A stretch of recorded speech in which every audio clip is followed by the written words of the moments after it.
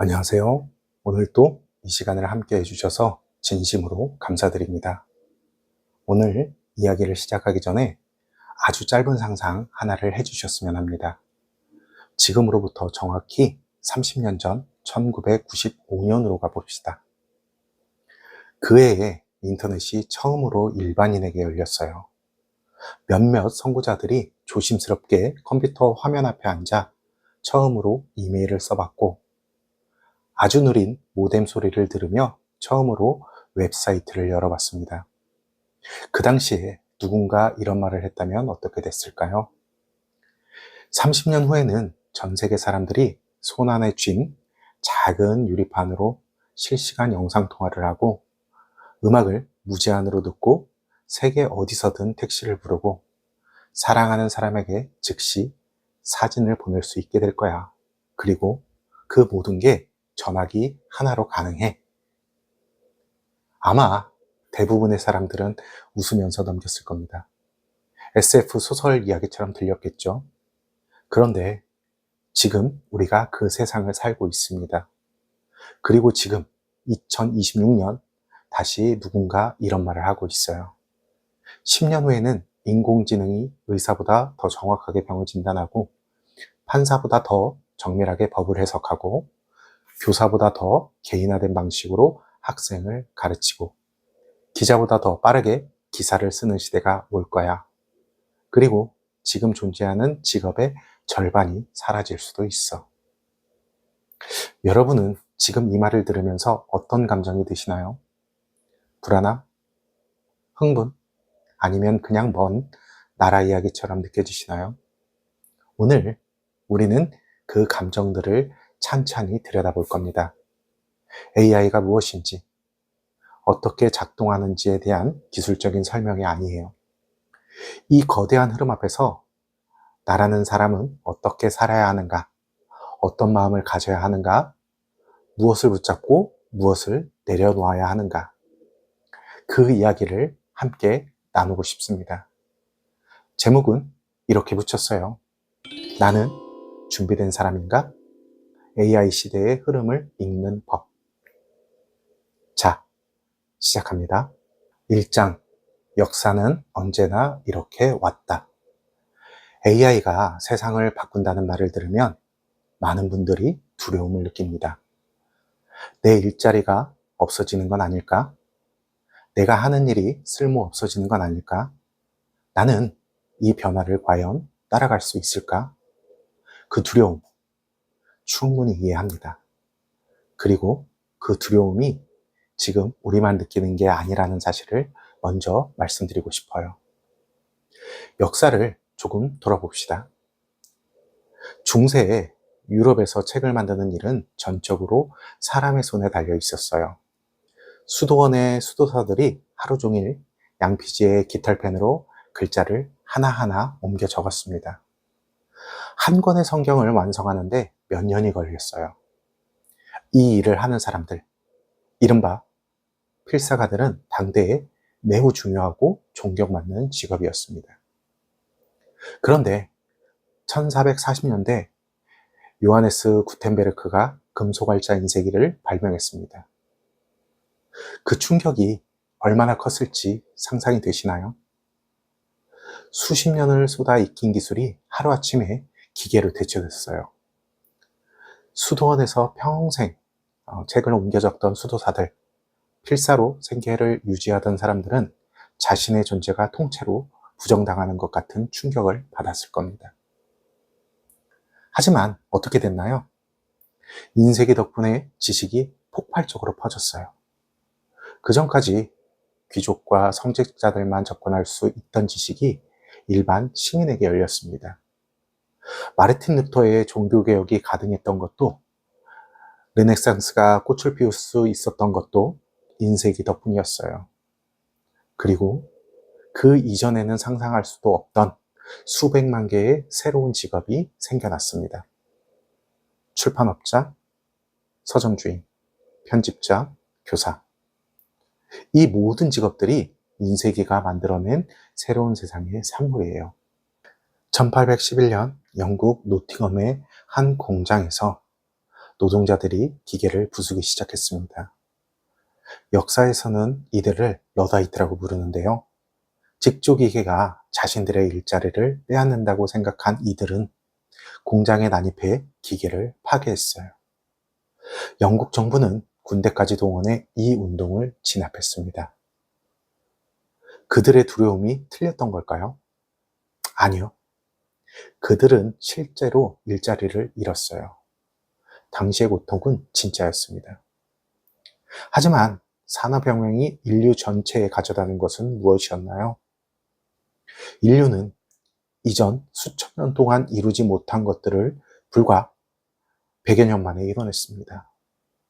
더 많은 식량, 더 좋은 의약품, 더 편리한 이동수단, 더 긴 수명, 그리고 산업혁명이 만들어낸 일자리의 수는 사라진 일자리의 수와 비교도 안 되게 많았습니다. 20세기에도 똑같은 공포가 반복됐어요. 컴퓨터가 등장했을 때 사람들은 곧 모든 사무직이 사라질 거라고 했습니다. ATM 기계가 은행에 도입됐을 때 은행 창구 직원들은 모두 실직할 거라고 했어요. 하지만 실제로 어떻게 됐나요? ATM이 도입된 이후 오히려 은행 직원의 수가 늘었습니다. ATM이 기본 업무를 처리하자 은행들은 지점을 더 늘릴 수 있게 됐고 직원들은 더 복잡하고 가치 있는 일에 집중할 수 있게 됐거든요. 패턴이 보이시나요? 기술이 등장할 때마다 두려움이 왔고 실제로 어떤 것들은 사라졌어요. 하지만 그 자리에 이전에 없던 새로운 것들이 들어섰습니다. 그리고 인류 전체의 삶은 더 나아졌습니다. AI도 그 거대한 흐름의 다음 챕터입니다.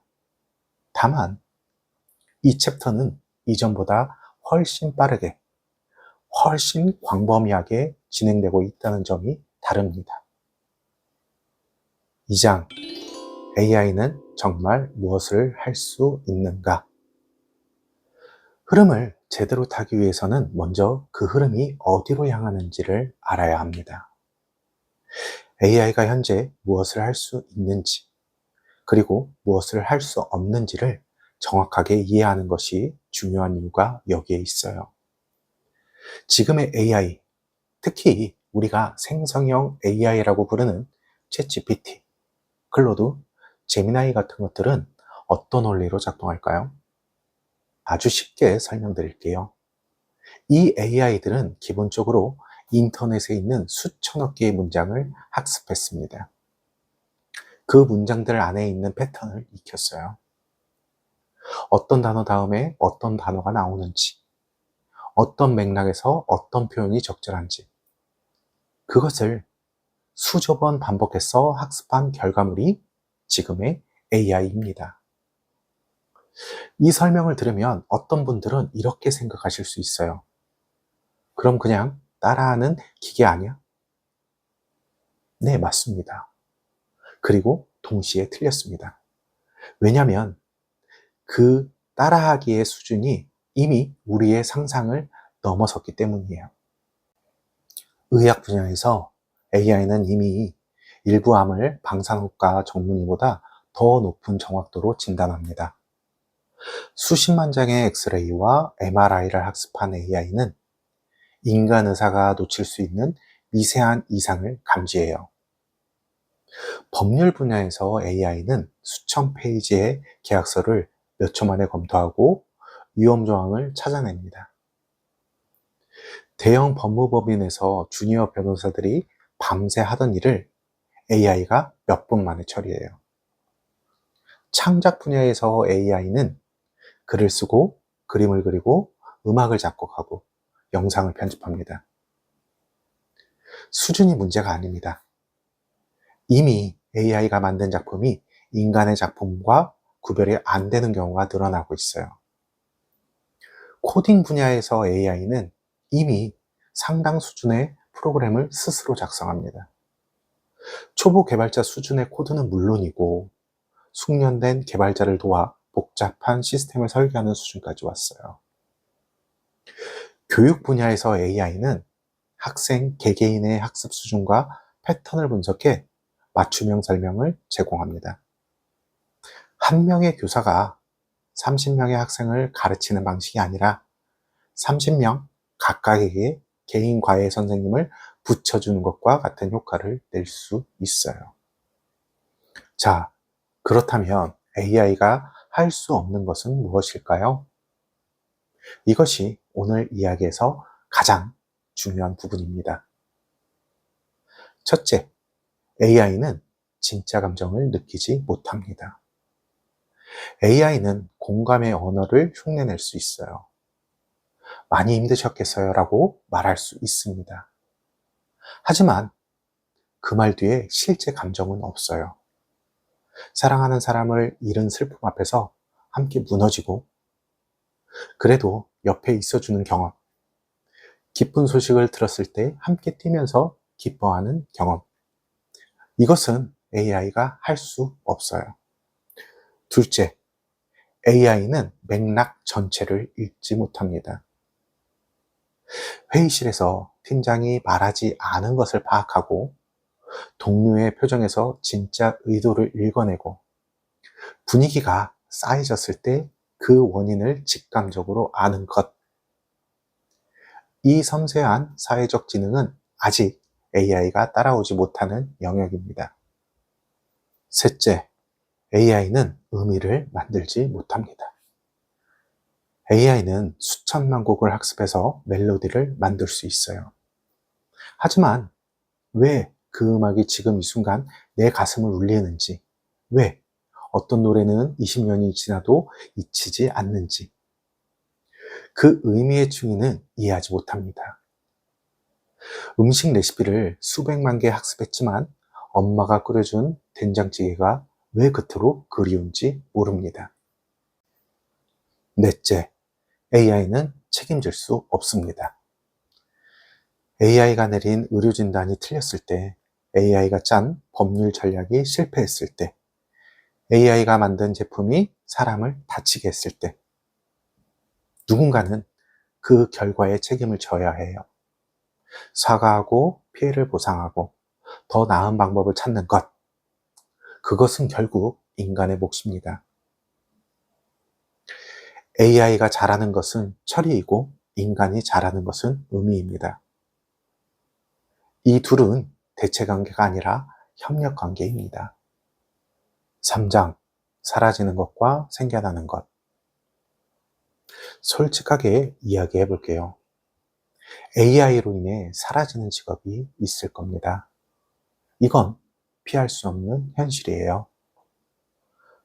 어떤 직업들이 위험한지 한번 살펴볼게요. 반복적인 정보 처리 업무가 가장 먼저 영향을 받을 겁니다. 단순 회계, 데이터 입력, 기초적인 번역, 표준화된 보고서 작성 같은 일들이요. 이런 일들은 AI가 더 빠르고 더 정확하게 할 수 있어요. 고객 응대의 상당 부분도 변할 겁니다. 은행 콜센터, 기초법률 상담, 일반적인 의료 상담, 이런 부분들은 AI 챗봇이 24시간 더 빠르게 처리할 수 있어요. 기초적인 컨텐츠 생산도 변합니다. 정해진 형식의 뉴스 기사, 제품 설명서, 기본적인 마케팅 문구, 이런 것들은 AI가 이미 상당 수준으로 만들어내고 있어요. 하지만 동시에 새로운 것들이 생겨나고 있습니다. 그리고 역사가 보여주듯 새로 생기는 것의 규모가 사라지는 것보다 항상 컸습니다. AI 트레이너, AI 윤리 전문가, AI 아웃풋 검수자, AI가 만든 결과물을 검토하고 AI를 더 잘 가르치고 AI의 결정이 윤리적인지 감독하는 사람들이 필요해요. AI와 인간 사이를 연결하는 사람들, AI의 언어를 인간의 언어로 번역하고 AI의 기술을 실제 비즈니스에 적용하는 컨설턴트, 프롬프트 엔지니어, AI 커뮤니케이터 같은 역할이 생겨나고 있습니다. AI가 할 수 없는 인간적인 연결에 특화된 역할. AI 시대일수록 오히려 진짜 인간의 온기가 더 귀해져요. 상담사, 코치, 커뮤니티 빌더, 감성적 컨텐츠 크리에이터.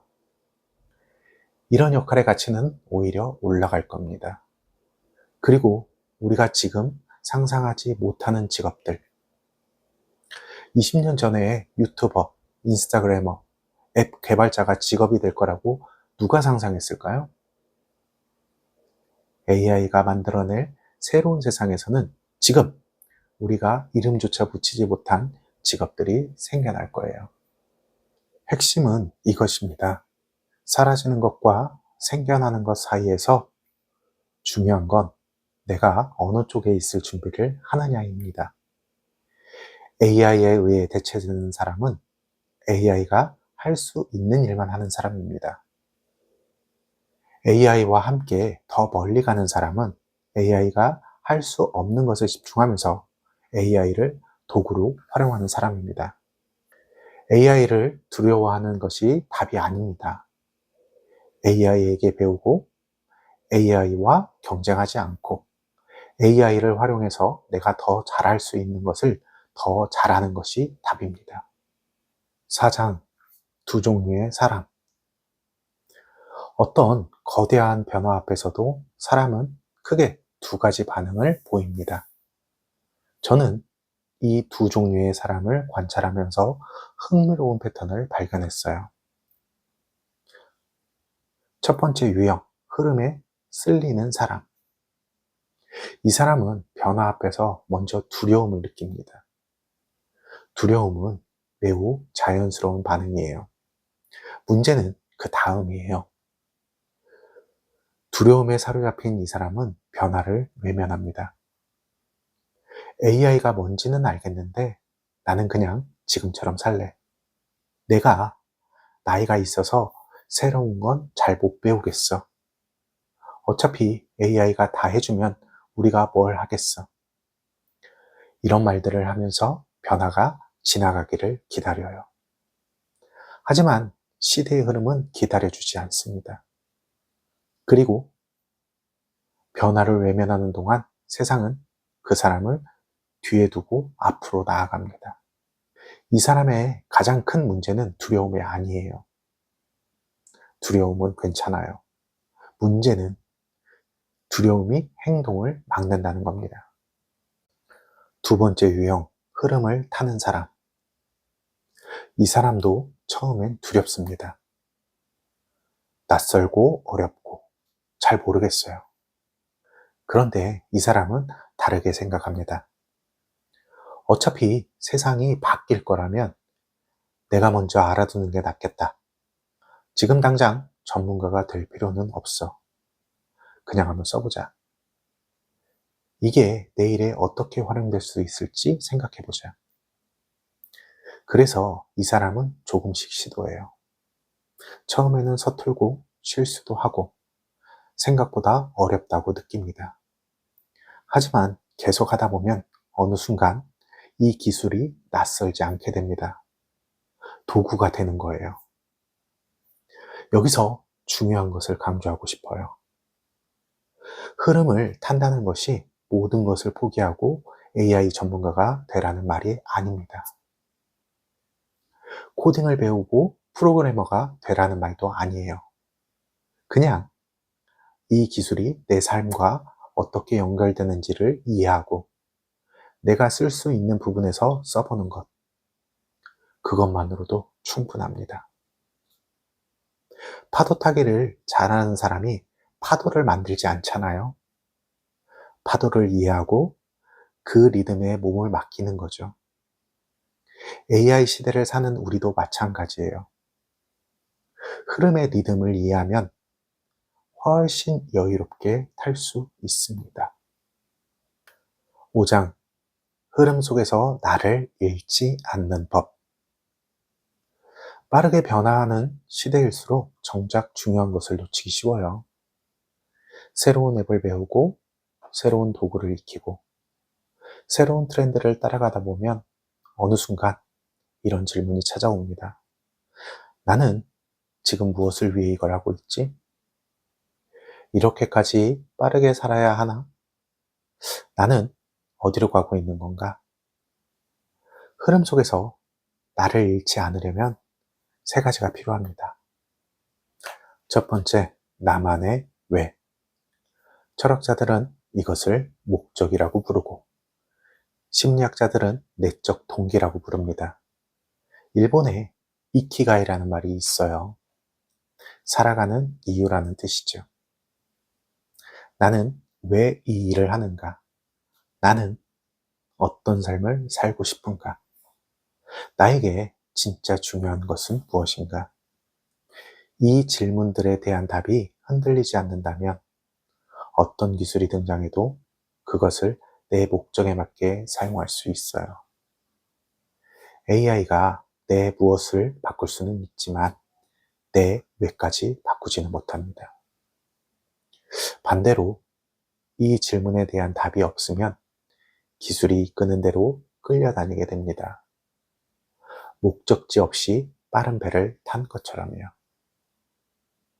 오늘 이 이야기를 들으시고 한번 써보세요. 나에게 중요한 것 세 가지. 내가 잘하고 싶은 것 세 가지. 내가 세상에 기여하고 싶은 것 한 가지. 이것이 여러분의 나침반이 될 겁니다. 두 번째, 사람과의 연결. 디지털이 발전할수록 역설적으로 진짜 인간적인 연결의 가치가 높아집니다. 연구들은 흥미로운 사실을 보여줍니다. 사람들이 SNS를 더 많이 사용할수록 실제 삶의 만족도와 행복감은 줄어드는 경향이 있어요. 반면 대면관계, 깊은 우정, 소속감이 강한 공동체에 속한 사람들은 더 건강하고 행복하게 살아갑니다. AI가 아무리 똑똑해져도 내 옆에 앉아 같이 밥을 먹고 함께 웃고 힘들 때 손을 잡아주는 사람을 대체하지는 못해요. 기술이 발전할수록 오히려 관계에 더 투자해야 합니다. 자주 연락하고 직접 만나고 진심으로 이야기하는 시간. 그것이 AI 시대를 살아가는 가장 인간적인 방법이에요. 세 번째, 느리게 사는 시간. 세상이 빠르게 돌아갈수록 의도적으로 느리게 있는 시간이 필요합니다. 산책하고 책 읽고 멍하니 창밖을 바라보는 시간. 이것이 낭비처럼 보일 수 있어요. 생산적이지 않은 것처럼 보일 수도 있고요. 하지만 이 느린 시간이 생각의 깊이를 만들고 창의성을 키우고 나 자신과 대화하는 공간을 만들어줍니다. AI는 빠르게 처리할 수 있지만 느리게 생각하는 것은 할 수 없어요. 멍하게 창밖을 보다가 갑자기 번뜩이는 아이디어. 오래된 기억이 불현듯 올라와 새로운 연결을 만드는 경험. 뭔가 말로 설명하기 어렵지만 이게 맞는 방향이라는 직관. 이 모든 것이 느린 시간 속에서 옵니다. 느린 사유는 인간의 특권입니다. 바쁜 시대일수록 그 특권을 지키세요. 6장. 두려움 대신 호기심으로. AI 시대를 살아가는 가장 좋은 마음의 자세는 무엇일까요? 저는 두려움 대신 호기심이라고 생각합니다. 두려움과 호기심은 모두 알 수 없는 것 앞에서 생겨납니다. 미지의 것을 마주할 때 나오는 반응이에요. 그런데 이 둘은 정반대의 방향으로 우리를 이끌어요. 두려움은 우리를 다치게 만듭니다. 새로운 것을 보면 피하고 싶어지고 변화 앞에서 움츠러들게 만들어요. 두려움을 가진 사람은 AI를 보면 이렇게 생각합니다. 저게 나를 대체할 거야. 저게 무서워. 저것과 싸워야 해. 호기심은 우리를 열리게 만듭니다. 새로운 것을 보면 알고 싶어지고 변화 앞에서 이걸 내 삶에 어떻게 쓸 수 있을까를 생각하게 만들어요. 호기심을 가진 사람은 AI를 보면 이렇게 생각합니다. 저게 어떻게 작동하는 거지? 저걸 써보면 어떨까? 저게 내 일을 어떻게 바꿔줄 수 있을까? 아이들을 생각해 보세요. 아이들은 새로운 것 앞에서 두려워하기보다 호기심을 먼저 보입니다. 스마트폰을 처음 본 아이는 무서워하지 않아요. 만지고, 눌러보고, 탐색하면서 즐거워합니다. 그러다 어느 순간 완전히 자연스럽게 사용하게 되죠. 우리도 그렇게 할 수 있어요. AI를 대하는 태도에서 아이처럼 호기심을 가지는 겁니다. 호기심으로 시작한다 해도 어디서부터 시작해야 될지 막막하실 수 있어요. 구체적으로 말씀드릴게요. 오늘 저녁 챗GPT나 클로드 같은 AI 챗포트를 열어보세요. 그리고 오늘 고민하고 있는 것 하나를 그냥 물어보세요. 직장 문제여도 좋고, 요리 레시피여도 좋고, 여행 추천이어도 좋아요. 그냥 친구한테 물어보듯이요. AI 번역기로 읽고 싶었던 외국어 기사를 읽어보세요. AI 이미지 생성기로 내가 상상하는 것을 그림으로 만들어 보세요. AI에게 이메일 초안을 써달라고 해보세요. 처음에는 서툴고 결과물이 기대와 다를 수 있어요. 그래도 괜찮습니다. 그냥 써보는 것 자체가 중요해요. 그렇게 조금씩 친해지다 보면 어느 순간 이 기술이 두렵지 않고 유용하게 느껴지는 날이 옵니다. AI를 완전하게 이해해야 쓸 수 있는 게 아닙니다. 자동차 엔진을 몰라도 운전할 수 있듯이 AI의 원리를 몰라도 AI를 활용할 수 있어요. 7장, 이 시대가 당신에게 열어주는 문. 마지막 챕터에서는 조금 다른 이야기를 하고 싶어요. 우리는 지금까지 AI가 어떤 변화를 가져오는지, 어떻게 대응해야 하는지를 이야기했습니다. 하지만 이제 반대로 생각해 봅시다. AI 시대가 우리에게 열어주는 문은 무엇일까요? 우리는 지금 굉장히 흥미로운 시대를 살고 있습니다. 인류 역사상 이토록 빠르게 변화가 일어난 적이 없어요. 그리고 이토록 많은 가능성이 개인 앞에 열린 적도 없었습니다. 과거에는 책을 출판하려면 출판사의 문을 두드려야 했어요. 음악을 세상에 내놓으려면 음반사의 허락이 필요했고, 영상을 만들어 보여주려면 방송국이라는 거대한 시스템이 필요했습니다. 영화를 만들려면 수십억의 제작비와 수백 명의 스태프가 필요했어요. 지금은요, 스마트폰 하나로 전 세계에 자신의 이야기를 전할 수 있어요. 유튜브 채널 하나로 수백만 명의 구독자를 모을 수 있고, 전자책 하나로 전 세계 독자를 만날 수 있습니다. 그리고 AI를 활용하면 혼자서도 웬만한 제작팀이 할 수 있는 일을 해낼 수 있어요. 이것은 전례 없는 변화입니다.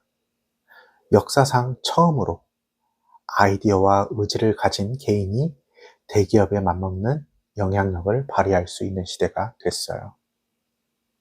동시에 역설적인 일이 일어나고 있어요. AI가 만든 콘텐츠가 넘쳐날수록 오히려 진짜 사람의 이야기가 더 귀해집니다. AI가 수천 개의 블로그 글을 쏟아낼수록 한 사람의 진솔한 경험담이 더 빛납니다. AI가 무수한 음악을 만들어낼수록 한 뮤지션의 진심이 담긴 노래가 더 울립니다. 사람은 결국 사람을 원합니다. 완벽하게 최적화된 컨텐츠가 아니라 실수도 하고 고민도 하고 성장하는 진짜 사람의 이야기를 AI가 절대 흉내낼 수 없는 것. 그것은 당신의 이야기입니다. 당신이 겪어온 것, 당신이 느끼는 것, 당신이 배운 것. 지금 이 채널이 존재하는 것도 그 때문입니다. 누군가의 진심 어린 목소리가 다른 누군가의 삶에 닿는 것. AI가 할 수 없는 그 연결을 우리가 하고 있는 거예요. 지금이 무언가를 시작하기에 가장 좋은 시대라고 저는 생각합니다. 왜냐하면 시작을 도와주는 도구가 이렇게 강력했던 적이 없거든요.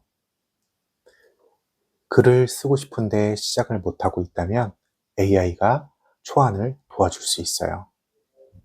영상을 만들고 싶은데 편집이 어렵다면 AI 편집 도구가 있습니다. 새로운 언어를 배우고 싶다면 AI 튜터가 24시간 기다리고 있어요. 창업 아이디어를 검증하고 싶다면 AI가 시장 조사를 도와줄 수 있어요. 물론 AI가 모든 것을 해주지 않아요. 아이디어는 여러분이 내야 하고 방향은 여러분이 잡아야 하고 사람들과 연결은 여러분이 만들어야 합니다. 하지만 그 과정에서 AI는 놀라운 조력자가 될 수 있어요. 여러분의 이야기를, 여러분의 목소리를 세상에 내어놓으세요. AI 시대의 가장 강력한 것은 결국 진짜 사람의 진짜 이야기입니다. 오늘 우리는 꽤 긴 여행을 함께 했습니다. 인쇄기부터 산업혁명까지 시대의 변화가 어떻게 반복되어 왔는지를 살펴봤습니다. AI가 지금 무엇을 할 수 있고 무엇을 할 수 없는지, 어떤 직업이 사라지고 어떤 것이 생겨나는지를 이야기했어요. 흐름 속에서 나를 잃지 않기 위한 3가지, 나만의 왜, 사람과의 연결, 느리게 사는 시간에 대해서도 이야기했습니다. 그리고 두려움 대신 호기심으로 이 시대를 대하는 것, 이 시대가 우리에게 열어주는 문에 대해서도 함께 생각해 봤어요. 한번 써봐야겠다라는 마음이 생기셨다면 오늘 이 시간은 충분한 의미가 있었습니다. 나는 준비된 사람인가? 이 질문에 지금 당장 yes라고 답할 필요는 없어요. 다만 이 질문은 마음 한켠에 두고 살아가는 것만으로도 충분합니다. 그 질문이 여러분을 조금씩 준비된 방향으로 이끌어 줄 거예요. 오늘도 끝까지 함께 해주셔서 진심으로 감사드립니다. 다음에 또 새로운 이야기로 찾아올게요. 이 채널이 여러분의 하루에 작은 위로와 생각거리가 됐으면 좋겠습니다. 좋아요와 구독, 그리고 이 이야기가 필요할 것 같은 분께 공유해 주시면 정말 큰 힘이 됩니다.